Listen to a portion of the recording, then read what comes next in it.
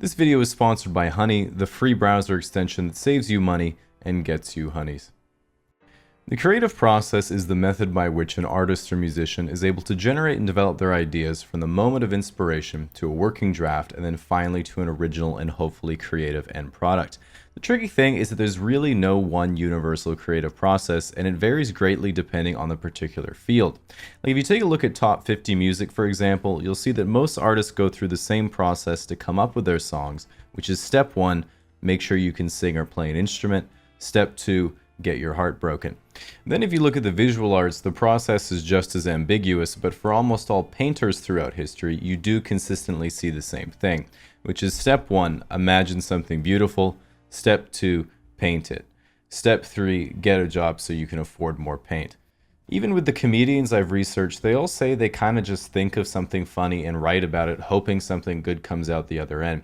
But what I did notice that was interesting is they almost all have exactly the same origin story of how they got into comedy right around middle school, which looks like this. Step 1, discover girls. Step 2, girls don't discover you. Step 3, realize your personality is going to have to carry. And so one thing I was taught is that you can't judge how creative something is because creativity is subjective. And while that's wrong because I've been to slam poetry, after looking at the creative processes in different fields, it made me realize that it's much more about the person doing the creating than the creating itself. Which brings about the conversation of what kind of characteristics do truly creative people have. And one of the most obvious is a clear tendency towards introversion due to most creative endeavors being done alone. But that time alone is of course not without its consequences. And if we look at someone like Edgar Allen Poe, one of America's earliest and most influential white rappers, we can see that he actually described his own experience by saying, "I became insane with long intervals of horrible sanity." And while nowadays we simply call that alcoholism, it does begin to paint a picture of the almost inevitable crazy that comes with creative, and again poetry in particular.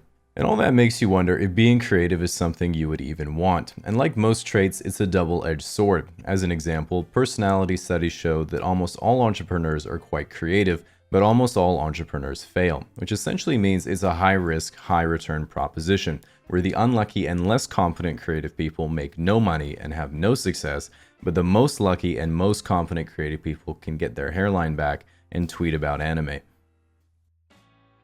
So if that's what you're going for, it's imperative that you're self-aware about your own level of creativity, but how can you tell how creative you actually are? Which is why I've made a short quiz to test your own creativity and ability to think outside the box.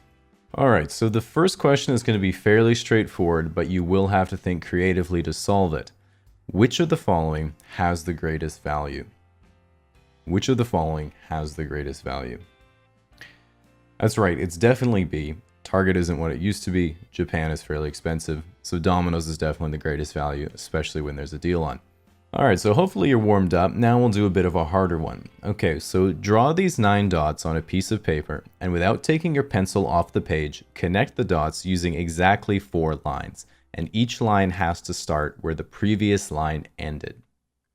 Alright, so I'll give you a sec to give it a go. Make sure you think outside the box. Think outside the box. Now, if you've managed to come up with this solution, that's correct. But the more creative answer I was looking for was actually this, because instead of trying to make the dots connect with each other, you've given the little guy a personality, so now he can connect with you. Wow. Alright, final question. This is a surprisingly simple one, but one that not a single person I've ever shown it to was able to figure out. Complete the next number in the sequence.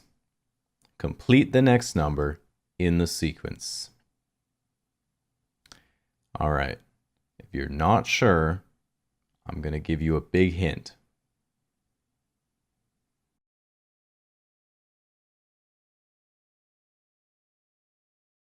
Nice. This video has been brought to you by Honey, the free browser extension that you can install in 5 seconds that searches the internet for the best promo codes anytime you buy something online, and otherwise you don't even know it's there.